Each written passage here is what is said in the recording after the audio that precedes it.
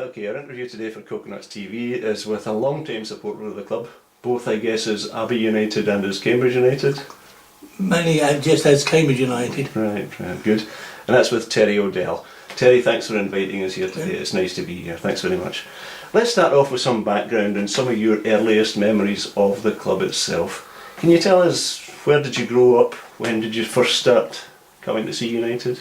Well, I grew up in Cambridge, and I first started watching Cambridge United in 1958 when they joined the Southern League. And when they joined the Southern League, they were put in the Southern League First Division, and City were put in the Premier Division. And we had good sides in the Southern League. In the 60s, we got a lot of good players who joined the club, and I think after about 2 seasons in the Southern League First Division, we got promoted into the Premier League. So we were in the same league as Cambridge City. That must have been an interesting time, because obviously the rivalry across the city must have been great at that time. Yes, it was. There was quite a lot of rivalry between the City and United, because City at the time were considered quite a large club. They had quite a reasonable ground, and but the thing I would say the thing that City lacked and United had, I think City didn't have the type of directors that United had. United always looked like a club which were going to progress through the leagues and going to make a substantial inroads into the Southern League football. Good stuff. So before we develop that, Terry, can you give us an idea, what age would you have been when you went to your first game, and can you remember your first game at United? Yeah, well, the first game I actually went to see, it was played between Cambridge City and Cambridge United. It was in '58, and that was played at Cambridge City Football Ground. I can't remember the scoreline now, but I think City won 2-1. I'll always remember the game because it was played under floodlights, and both sets of players wore like silk shirts and silk shorts. And it looked a great game to watch, and it was a great atmosphere. Must have made a big impression on a young boy, though. It did indeed, yes, it did indeed. And then we just sort of strived on to greater things, over a period of time. It was when we joined the Premier League after 2 seasons. I think United started assembling a very good bunch of players together. I can recall many of them now. I had 1 or 2 favourites. Oh, I'm sure you would have, as a young boy. Before we go there, can you tell me why? If you think City won, how did you end up as a United supporter? Well, one thing that I lived on the side of the city where United was. I lived in Coldham's Lane, which wasn't far from the Abbey Stadium. I could actually see the Abbey Stadium more or less from my house. And I had lots of friends who actually went to Cambridge United, and I became quite an avid supporter. Once I saw the United at the United, I became a very avid supporter of United. I could always see them going somewhere, and reaching out to higher places. Okay, so let's develop that then. Let's think towards. You've been to your first game. You've seen City play United. You're enthralled by the lights and the strips, the glamour of the whole thing. Let's think about some of the players that you would have seen around that sort of time. Can you remember any names in your early days?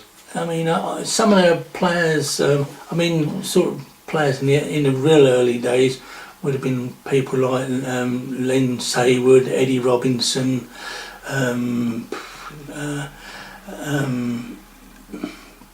Peter Bowstead. Then slightly at a later period, you would have got your Rodney Slacks, your Brian Boggish, your Di Jones, your Billy Welsh, Roy Kirk. people of that nature. Then Graham Atkinson, who was Ron Atkinson's brother, he came to United. Johnny Haas. Johnny Haas was, well, when Johnny Haas, he was a Hungarian chap who moved over to England in the late 50s, and his ball control was something I've never seen before. He was absolutely immaculate with the football, and I think in his first season he scored in the region of about 57 goals in total, and he was such a class act. That was unbelievable. I have to tell you, Terry, there are two names that always come up when we interview people. One is Haas, and the other one is Wilf Mannion, who was just of a slightly earlier generation. So, did you ever see Wilf Mannion play? I didn't see Wilf Mannion play. No, I think at the time I started watching United, I think he'd moved on to pastures new. But it would have been some sight to see, because one player I do recall playing for United, a very prolific goal scorer, sadly no longer with us, the late Brian Moore. Brian was a class act in himself, ex West Ham forward who got sadly injured, and I think he lost the sight of one eye. And but when he joined United, I think he scored quite a few goals. Man used to go down the wing, cross the ball to him, and Brian would put them in. So is it fair to say that Haas was your favourite player as a young boy? Johnny Haas was a good player. Rodney Slack, I like Rodney Slack very much, the goalkeeper. Brian Boggis, Brian is still a very personal friend of mine.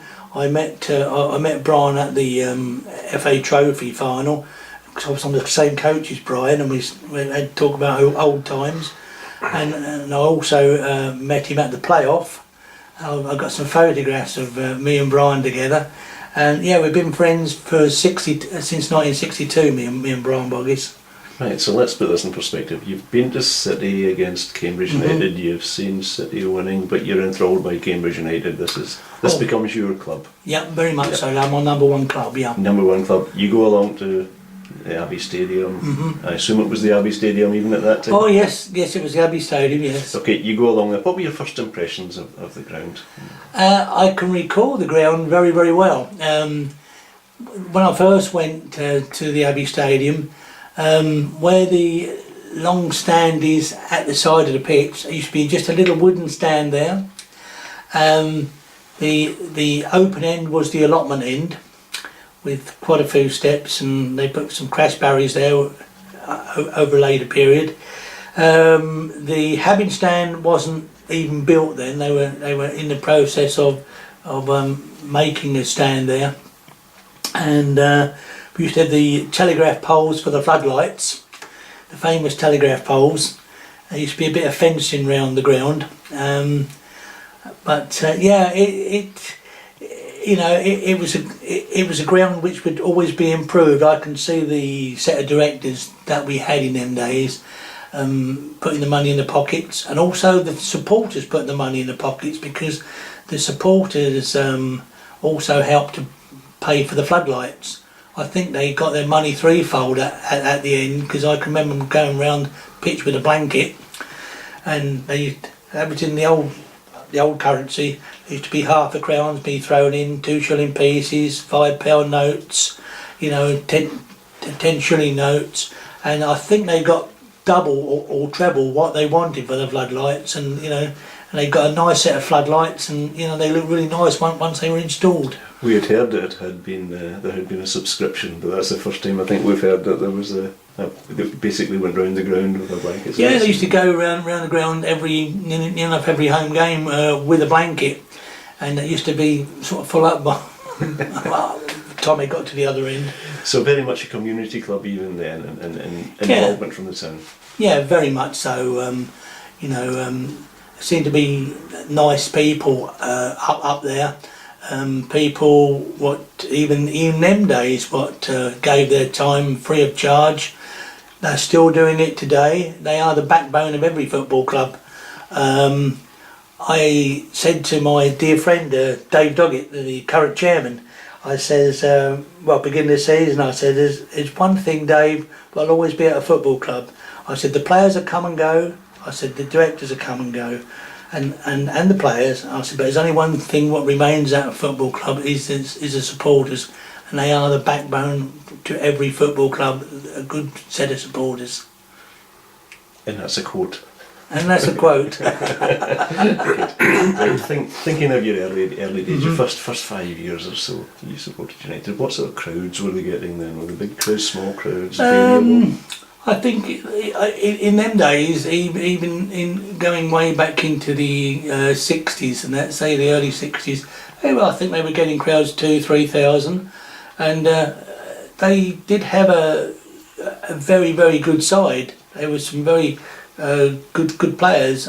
Some of the players moved on to bigger clubs, but there was some very good players there. You know, we had a chap, an Irish chap there, Jimmy Gibson. He was transferred to Luton Town, which were a top league side in them days. I think they got £12,500 for Jimmy Gibson, but which was quite a lot of money in them days. You know, and as I say, we did have some good players. Haas, Boggis, Jones, Di Jones, Brian Boggis, sort of perhaps two of the best back pairing that you could have in non-league football. Then you had the late Billy Welsh, wing half, Roy Kirk, Jackie Skur, the late Jackie Skur. That chap, you sent him out on the field for 90 minutes and he would run 120 minutes. You know, he was so fit. That guy. I was always amazed at the amount of energy that chap had. So we're looking at a club which is on the up. We're looking at a club which is improving, with crowds which are pretty decent for that, and gradually moving up through the leagues.